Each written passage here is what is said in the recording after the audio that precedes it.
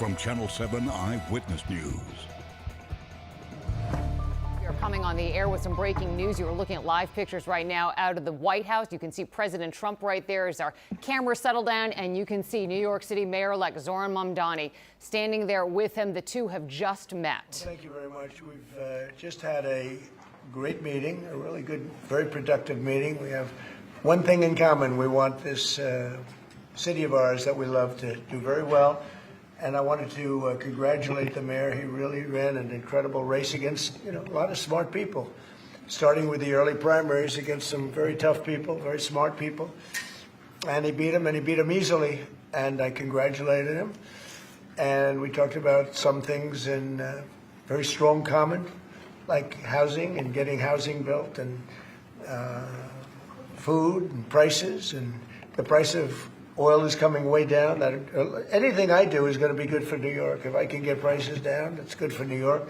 And we've got them down, way down from last year. We have, as you know, I've been saying to a lot of people, Walmart said that Thanksgiving this year is exactly 25% less than last year. So that's good for New York, good for everybody. But I just want to congratulate. I think you're going to have, hopefully, a really great mayor. The better he does, the happier I am, I will say. There's no difference in party. There's no difference in anything. And we're going to be helping him to make everybody's dream come true, having a strong and very safe New York. And congratulations, Mr. Mayor. Thank you, Mr. President. Thank you. I appreciate it. Please.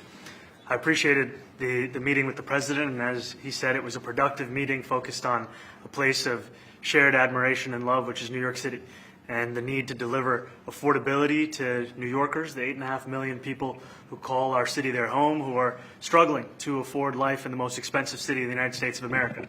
We spoke about rent, we spoke about groceries, we spoke about utilities, we spoke about the different ways in which people are being pushed out, and I appreciated the time with the president, I appreciated the conversation. I look forward to working together to deliver that affordability for New Yorkers. Thank you very much. Any questions, please? President Trump, Stephen Nelson from the New York Post. I've got a question for you and then also one for Mayor-elect. Sure. For you, you referred to Mr. Mamdani as a communist. Can you describe why you feel that way? And also, will you do anything to stop him from arresting Prime Minister Netanyahu if he visits New York? Well, we didn't discuss your second part of the question. And on your first part, I mean, he's got views that are a little out there, but who knows? I mean, we're going to see what works, or he's going to change also. We all change. I changed a lot. From when I first came to office. It's now quite a while ago. It's quite a while. My first term was great. We had the greatest economy in the history of our country. We're doing even better now. We're doing much better now than we did even the first term. And I can tell you some of my views have changed. And we had discussions on some things. I'm not going to discuss what they were, but that I feel very confident that he can do a very good job. I think he's going to be. I think he is going to surprise some conservative people, actually, and some very liberal people. He won't surprise them because they already like him. And Mr. Mamdani, it sounds like you had a productive discussion, but just days ago you referred to President Trump as a despot who betrayed the country. You said you would be his worst nightmare and accused him of having a fascist agenda. Are you planning to retract any of these remarks in order to improve your relationship? I think both President Trump and I, we are very clear about our positions and our views, and what I really appreciate about the president is that the meeting that we had focused not on places of disagreement, which there are many, and also focused on the shared purpose that we have in serving New Yorkers. And frankly, that is something that could transform the lives of the 8.5 million people who are currently struggling under a cost of living crisis, with 1 in 4 living in poverty. And the meeting came back again and again to what it could look like to lift those New Yorkers out of struggle and start to deliver them a city that they could do more than just struggle to afford it, but actually start to live in it. And I've been called much worse than a despot, so it's not that insulting. Maybe I think he'll change his mind after we get to working together. Yes, please. Mr. President, from MTV Lebanon. Good. I would like to ask you a question about the Middle East regarding Sure. you said that Hezbollah in Lebanon is not in a good position. And Lebanon now is the final unresolved after Gaza and Syria. Given your assessment, like what do you say for the Lebanese today? It's the independent state in Lebanon. And what is your next move to push toward disarmament?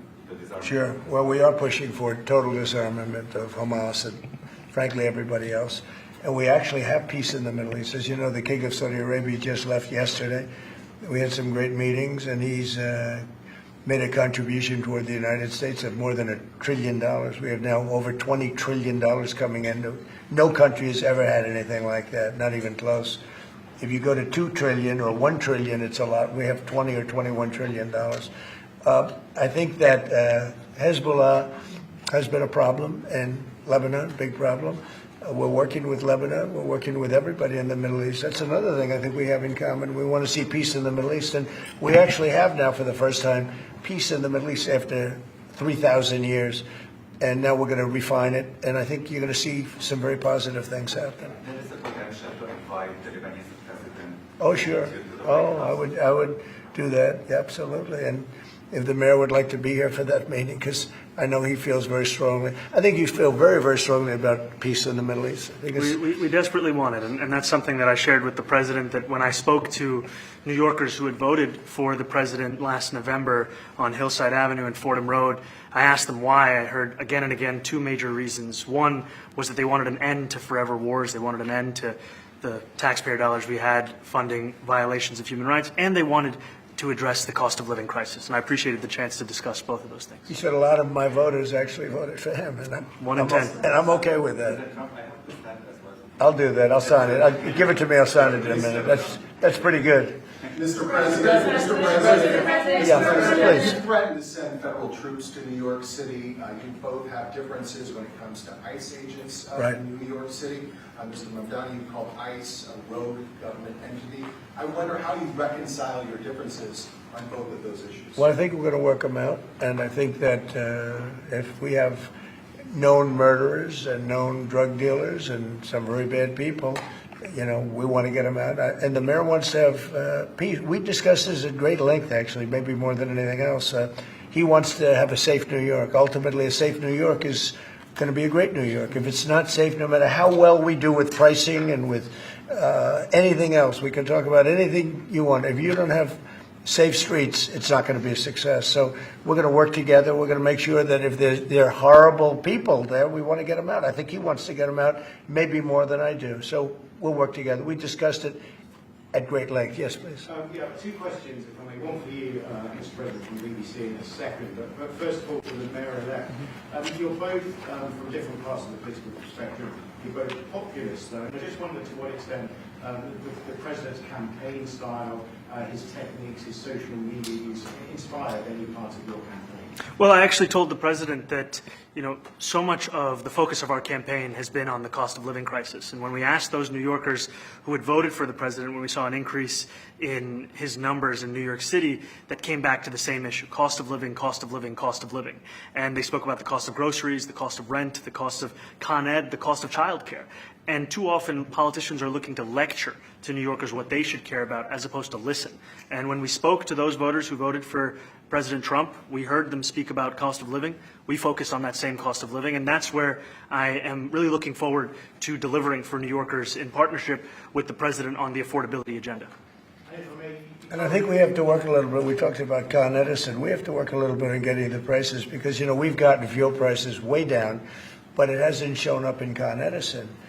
And we're going to have to talk to them. You know, if we're sending them fuel at a much lower price than it was a year ago, which is true, we have to get Con Edison to start lowering their rates. Absolutely. And if I may, last week you told me you were pushing ahead with your plans to sue BBC for up to $5 billion. You were going to speak to Prime Minister Starmer as well. Is there any progress or any updates on those issues? Well, we get along very well with the Prime Minister. We made a deal with UK.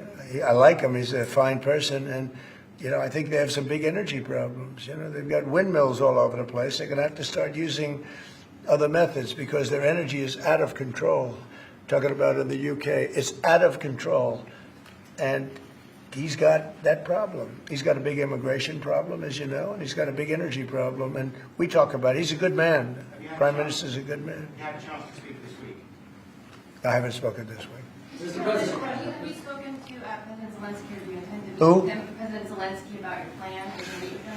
I've spoken with their people. We have a plan. It's horrible what's happening. It's a war that should have never happened. It would have never happened if I was president, and it's a shame. And I thought they should have acted quicker.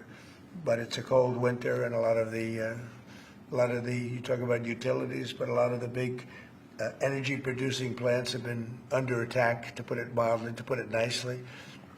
Yeah, we have a way of getting peace, or we think we have a way of getting peace. He's going to have to approve it. Just so sad, so many people. You know, last month they lost 25,000 soldiers. This is something, we haven't seen anything like this since the Second World War. They're averaging 6,000 or 7,000 a week between the two of them, dead soldiers.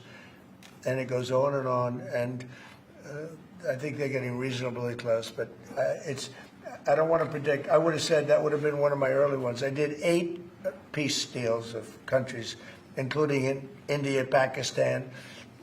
You could even go, in fact, they're coming here in a week or two, go to the Congo and Rwanda. That was 10 million people dead, and we worked something out on that. But so many, and the one I thought would have been, for me, because I have a very good relationship with President Putin, I thought that would have been maybe quicker.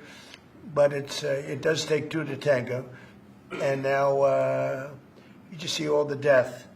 And, you know, it doesn't affect us other than the fact that we don't want to see all those people. That really, it's on the other side of the ocean. It's a war that should have never happened. It did happen.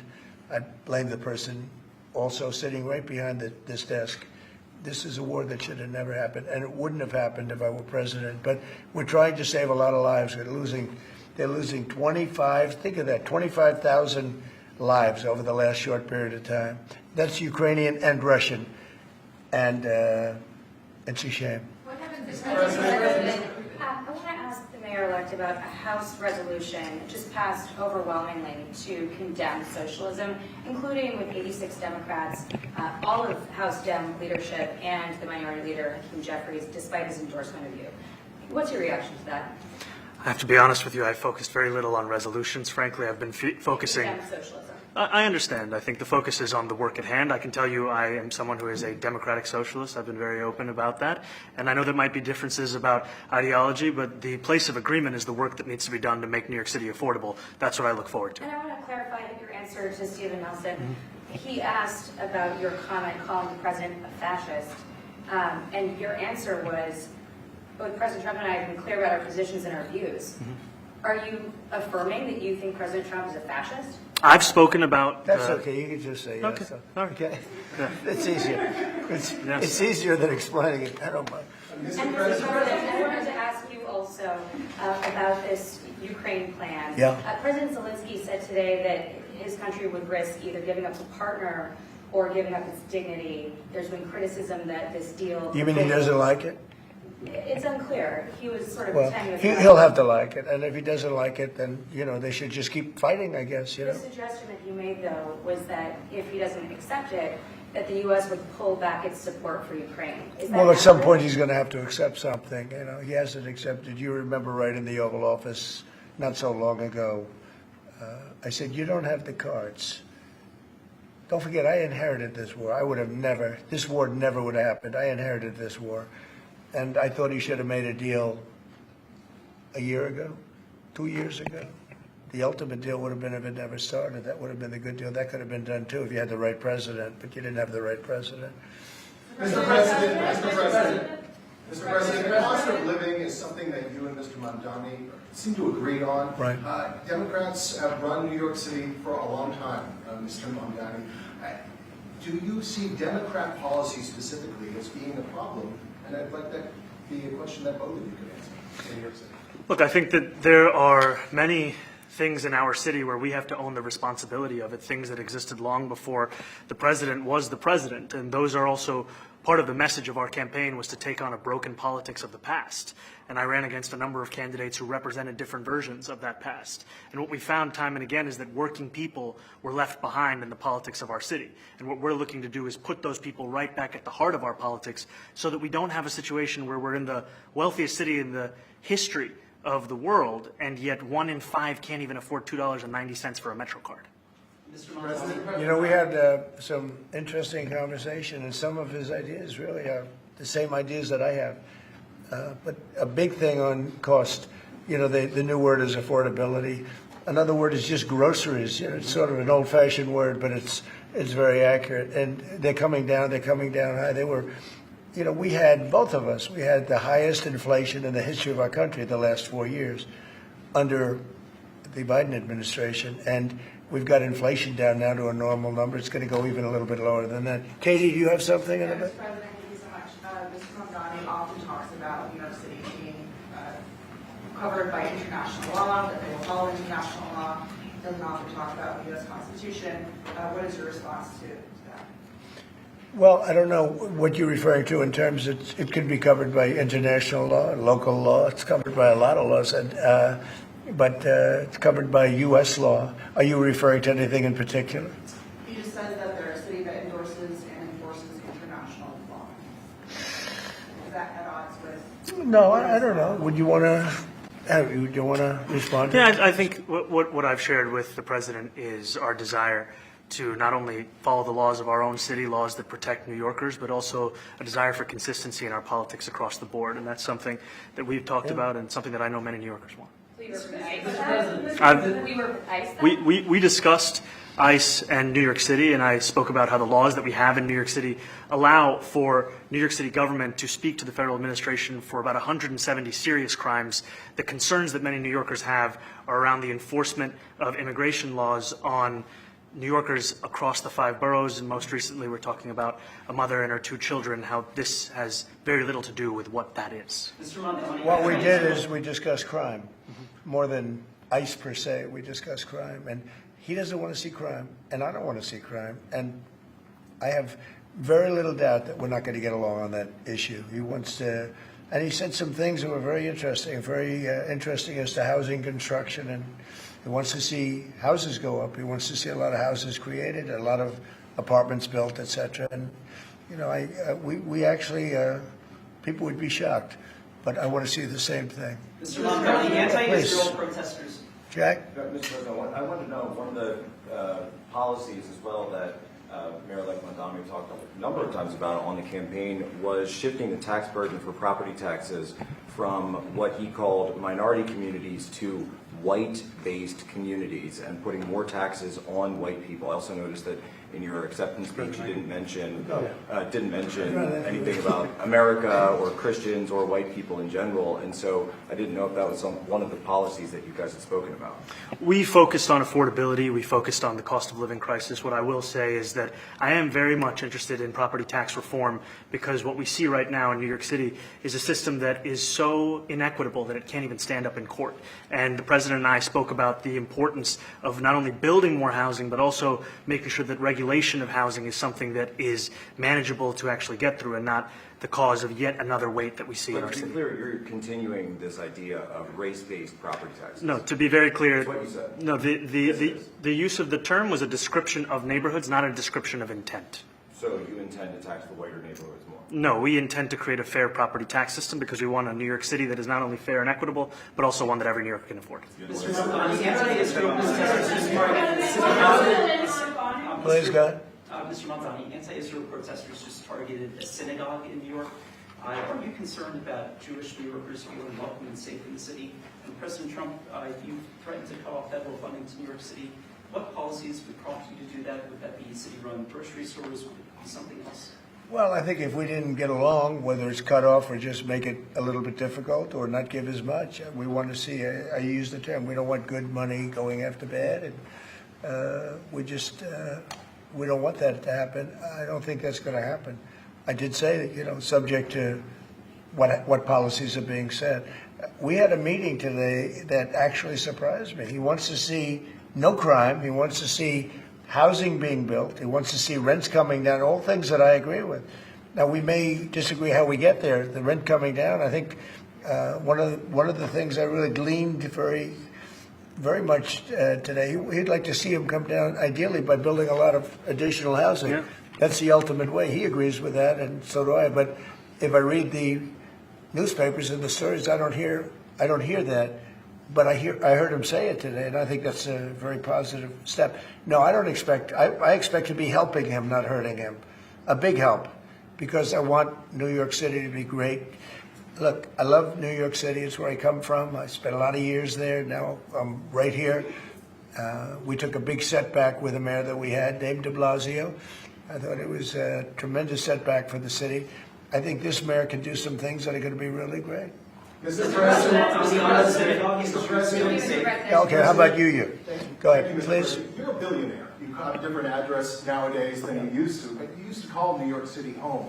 Would you feel comfortable living in New York City under a Mamdani administration? Yeah, I would. I really would. Especially after the meeting. Absolutely. What makes you comfortable? We agree on a lot more than I would have thought. I think I want him to do a great job, and we'll help him do a great job. You know, he may have different views, but in many ways, you know, we were discussing when Bernie Sanders was out of the race, I picked up a lot of his votes, and people had no idea because he was strong on not getting ripped off in trade and lots of the things that I've practiced and been very successful on. Tariffs, a lot of things. Bernie Sanders and I agreed on much more than people thought. And when he was put out of the race, I think quite unfairly, if you want to know the truth, many of the Bernie Sanders. This is breaking news from Channel 7 Eyewitness News. And this is Eyewitness News. First at 4, President Trump, Zohran Mamdani now answering reporters' questions after wrapping up a high-stakes meeting that both described as cordial. Let's listen in. Being in New York, and I think much more so after the meeting. Yes, please. Thank you, Mr. President. I have a question for you, but a very quick one for the mayor. Why did you fly here? Aren't trains greener? I'll use every form of transit, and I want to make sure that they're all affordable in New York City, and that's why making buses fast and free is a centerpiece of our campaign. There is a bus that goes. Well, but I know, but if he flew, that's a lot quicker too. You know, I mean, he's working very hard. For him to be, that's a very long drive. I'll stick up for you. You know, the plane takes you 30 minutes, and driving takes you a And long Mr. time. President, I was wondering if you could clear up some confusion around a Washington Post report. There was this explosive report that the Coast Guard is no longer going to characterize swastikas and nooses as hate symbols. DHS called that a lie and fake news. Can you clear up? I don't know anything about it. When was this written? I think yesterday. Well, look, the Coast Guard's an incredible group of people. I know them very well. We just ordered a lot of new Coast Guard cutters, beautiful, the most magnificent ship. They look like yachts with lots of guns on them. So I don't know. I haven't seen any report like that, but certainly we want them to remain a great force, and they are. Mr. President, and you did a piece in all the 9 months around the world. I would like to ask Mr. Mamdani, you've accused the U.S. government of committing genocide in Gaza while President Trump was working on peace. Why that? I've spoken about the Israeli government committing genocide, and I've spoken about our government funding it. And I shared with the president in our meeting about the concern that many New Yorkers have of wanting their tax dollars to go towards the benefit of New Yorkers and their ability to afford basic dignity. And what we see right now is we're in the 9th consecutive year of more than 100,000 school children being homeless in our city.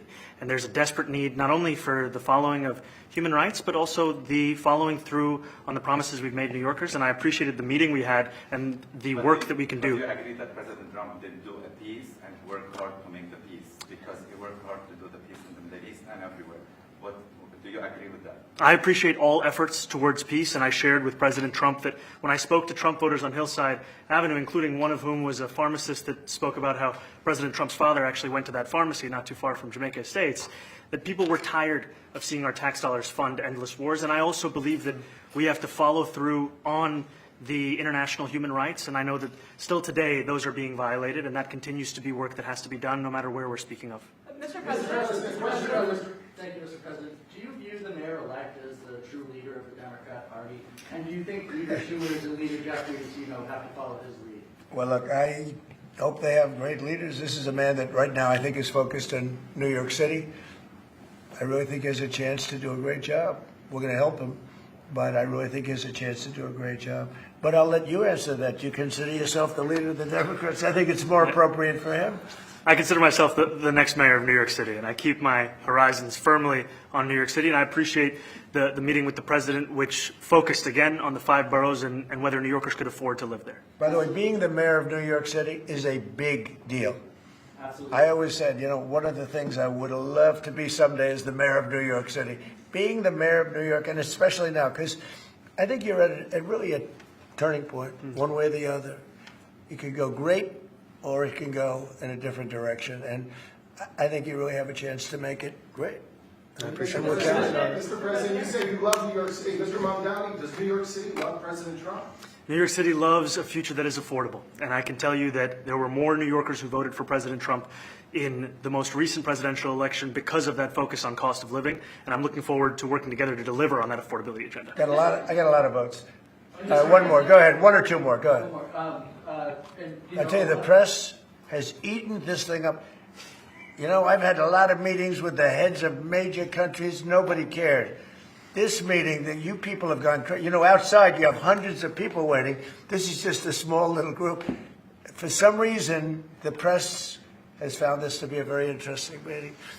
The biggest people in the world, they come over from countries nobody cares. But they did care about this meeting, and it was a great meeting. Go ahead. Yeah, Mr. President, I was going to ask you exactly that. Why do you think there's so much more, so much excitement around this than in some form? Because I think he's different. All right? I think he's different. And that can be in a very positive way, but I think he's different than, your typical guy, runs, wins, becomes mayor maybe, and nothing exciting. Because he has a chance to really do something great for New York. New York is at a very critical point. And he does need the help of the federal government to really succeed, and we're going to be helping him. But he's different than, your average candidate. He came out of nowhere. I said he has a great campaign manager standing over there. He came out of nowhere. Would you start off at 1 or 2? And then I watched. I said, who is this guy? He was at 1, then he was at 3, then he was at 5, then he was at 9. Then he went up to 17. I said, let's get a little bit interesting, right? And then all of a sudden he wins a primary that nobody expected he was going to win. It's a great tribute. I mean, it's an amazing thing that he did. And I'll just add one thing to what the president said. Is one thing I also appreciated is in our meeting to appreciate a portrait of FDR and the incredible work that was done with the New Deal, and also in thinking about what it can look like when the federal government and New York City government work together to deliver on affordability. It can be transformative.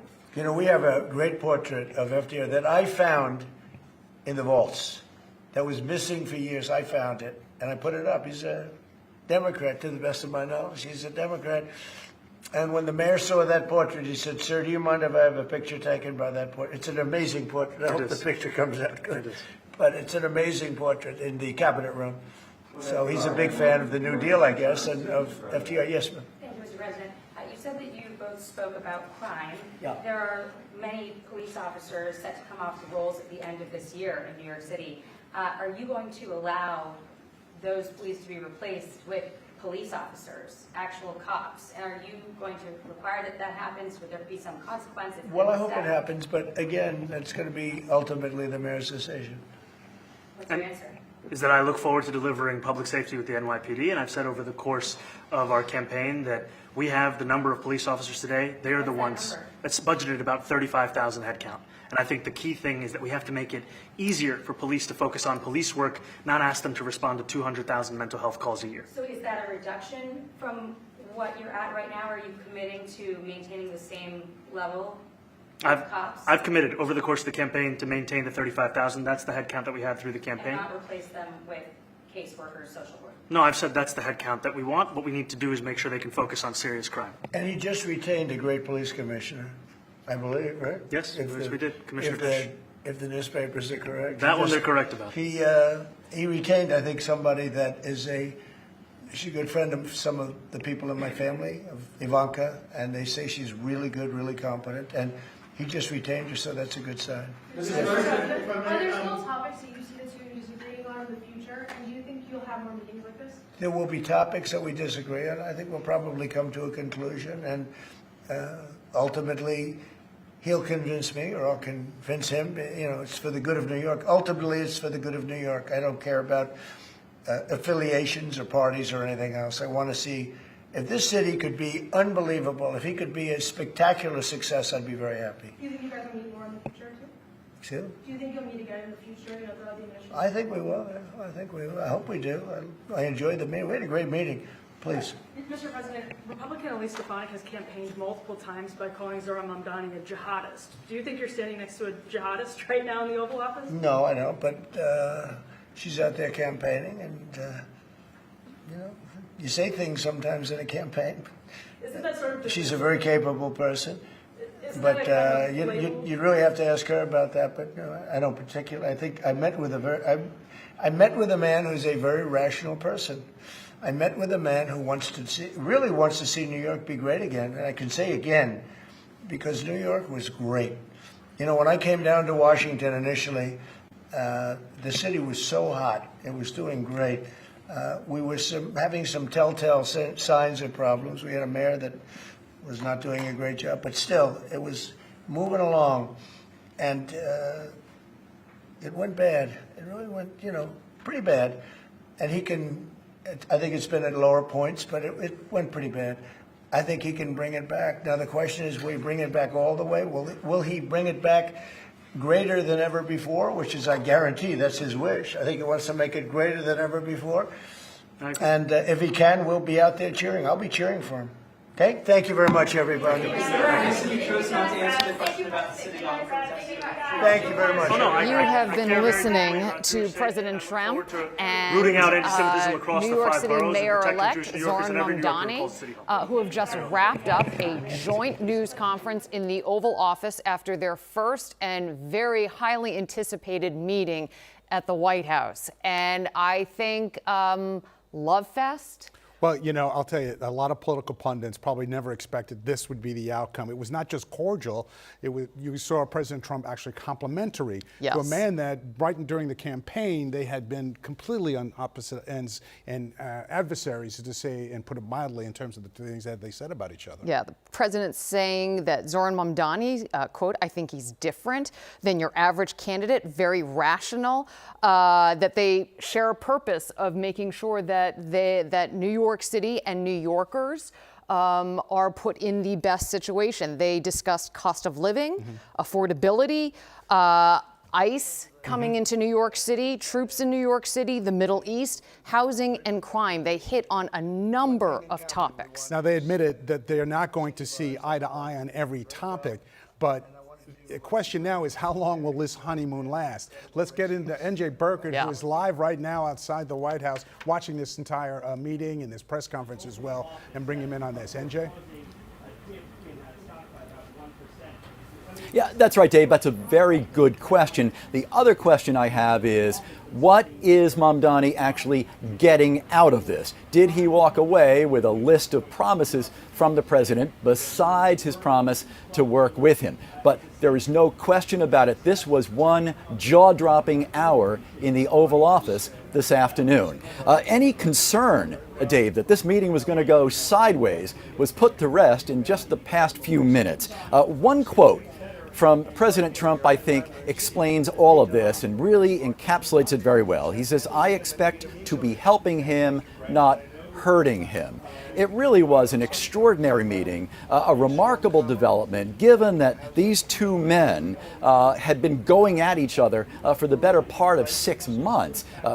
Trump was calling him a communist, Mamdani was calling him an authoritarian. So when they finally sat down in the Oval Office, I think that it was Mamdani's personality, his sincerity, his ingratiating nature that seemed to have won over President Trump, and I wouldn't be surprised if that happened in the first few minutes.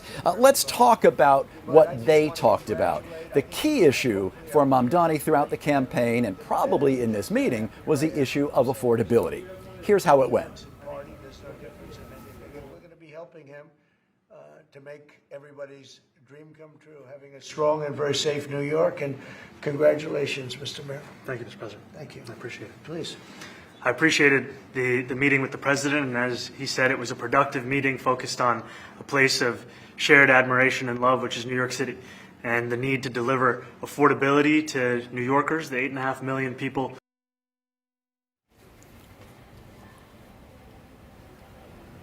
Well, Trump said several times that he is a good man. I think you're going to have, hopefully, a really great mayor. It seemed at times that the president was going to run out of superlatives to describe Zohran Mamdani. They talked about everything on Mamdani's list: housing, policing, crime in the city, and, as I said, affordability. A major issue for Mamdani was trying to head off deployment of the National Guard in New York City.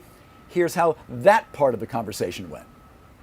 Well, I think we're going to work them out, and I think that if we have known murderers and known drug dealers and some very bad people, we want to get them out. And the mayor wants to have peace. We discussed this at great length, actually, maybe more than anything else.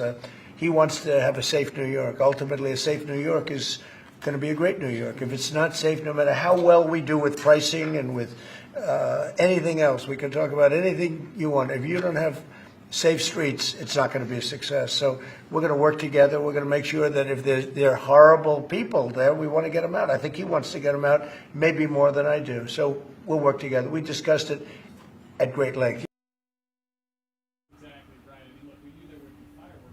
Well, the issue of crime and public safety clearly resonated with President Trump in the Oval Office today. Several quotes are going to be memorable from this session. He said, the better he does, referring to Mamdani, the happier I am. We are going to be helping him make everybody's dream come true. Again, it really sounded as if the president was going to run out of kind words for Mamdani. He really struggled, I think, to come up with all kinds of superlatives to describe Mamdani and the kind of mayor he thinks, he hopes he will be. Again, we're going to continue to follow all of this. We'll have much more from the White House coming up on Eyewitness News at 5 o'clock tonight. For now, we're live in Washington, D.C. and Jay Burkett, Channel 7 Eyewitness News. And Jay, before we do let you go, one of the other things that I thought was very striking is towards the end of the news conference, President Trump said, there are going to be topics that we disagree on, that he'll either convince me or that I will convince him, but that I don't care about affiliations or party. And I thought that was a very striking moment. Yeah, absolutely. Striking is the word for that, because the president said several times it's not about the party, it's not about Democrat, Republican, it's about can we come up with a partnership to achieve some of these goals that Mamdani has identified in the course of the campaign and, of course, in winning City Hall. So they may not have an agreement on a series of policy proposals per se, but they formed what appears to be a partnership. As Dave said at the outset, let's see how long it lasts. But this is clearly a lot more amicable than anybody would have expected or predicted. Yeah, I thought a funny moment was when the president actually came to Mamdani's defense when one of the reporters there asked Mamdani if he thought that the president was a fascist, and the president interjected and said, oh, no, you don't need to go ahead and answer that. Don't worry about it. I don't even care about the answer. He even called him a despot, and he goes, yeah, I've been called worse. Yeah. I mean, it was basically cordial. Yeah. Actually, we have that soundbite. I've been called worse. Yeah, take a listen. He asked about your comment calling the president a fascist. And your answer was, both President Trump and I have been clear about our positions and our views. Mm-hmm. Are you affirming that you think President Trump is a fascist? I've spoken about... That's okay. You can just say yes. Okay. Okay. Yeah. It's easier. It's easier than explaining it. I don't mind. I don't think many people expected that to happen. Imagine that, President Trump knocking down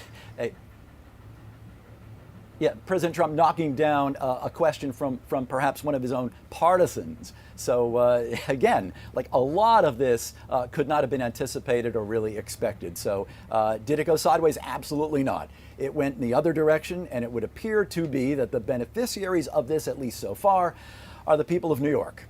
We hope so, absolutely. And no question that a lot of people are going to be dissecting this interview and what happened in this meeting today for some time to come. NJ, stay up there. We're going to get back to you later in our newscast, and of course at 5 and 6.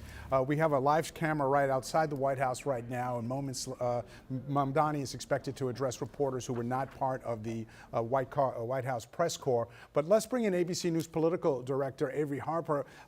Thank you for joining us, Avery. First of all, what's your reaction to what you just witnessed? I mean, I was just struck by how deferential both Mayor-elect Mamdani and President Trump were to one another. This was not the Zelensky-Trump blow-up that we saw earlier this year in the Oval Office. Trump saying that he expects to be helping Mayor Zohran Mamdani rather than hurting him, planning to be a big help to Mayor Mamdani is an incredibly big deal. This morning I have been talking and anticipating what this meeting could mean for a Mayor-elect Mamdani. And this meeting really could set the tone for the next 4 years and of the relationship between President Trump and Mayor-elect Mamdani. And if you look at the outcome of this meeting, it was not only a win for New York City, but it's a political win for Zohran Mamdani. I mean, the fact that he was able to go into the White House and discuss the fact that there were crossover voters, folks who voted for President Trump in 2024 and came over and voted for Mamdani in 2025 and find the common ground of affordability, concerns over the cost of utilities and housing and childcare and transportation even. That is remarkable that he has been able to do that. And you can't forget that, the major criticism of Mamdani from his opponents has been that he was relatively inexperienced, that he would not be able to deal with President Trump and that would yield negative outcomes for New York City. That is not what we saw today in this meeting. We saw, a deft politician able to find common ground with someone who has a reputation for being unpredictable and erratic at times, right? There were lots of landmines that Mamdani could have stepped on in the Oval Office, especially with all of the cameras that are in there. We know that President Trump is someone who likes to make a TV moment. What we saw was two politicians trying to find common ground and make their constituents the winners as we look ahead to when Mamdani takes office earlier this year. Yeah, I thought it was very smart because Mamdani kept mentioning New Yorkers who voted for Donald Trump as he was responding to all of those very tricky questions, from talking about the Middle East to ICE, and that he would always work it back into those in favor of Donald Trump who are New Yorkers. Right. I think that was really important for Mamdani to be able to make that argument. That is something that, Trump likes to hear, that folks agree with him as well. Right. And that is something that he continued to come back to and say that they care about the same things. There was a point during the remarks and the questions that the president took where he said that people would be shocked that they care about the same things, that they care about the same issues, right?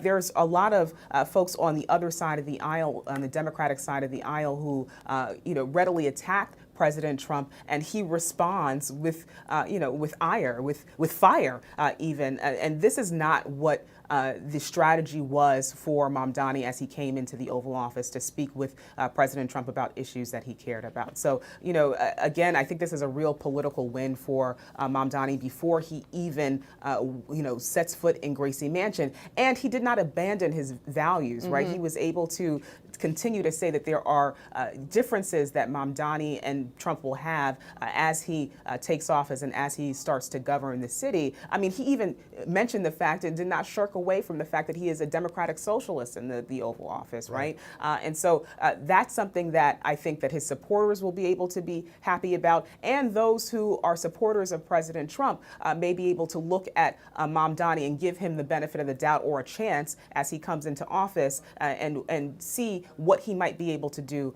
for New Yorkers as he begins to run the city. Avery, we've got to get to some other news of the day. We want to thank you so much for joining us. And of course, we're going to have you come back because I'm curious to hear how the Republican leadership is going to move forward when for such a long time they have been using Trump as basically his messaging in terms of the fear that would happen to the city of New York and of a communist, which he isn't. There's a whole messaging that's occurring right now. And now do they switch gears or do they continue to attack Mamdani after seeing this meeting? Who knows? We'll find out in the days ahead. Thanks again, Avery. All right, you're looking at live pictures outside of the White House where we are expecting the mayor-elect and his staff to emerge, and they will step to those microphones when that does happen. Of course, we will take it to you. NJ Burkett is going to continue to have live reports from Washington, D.C.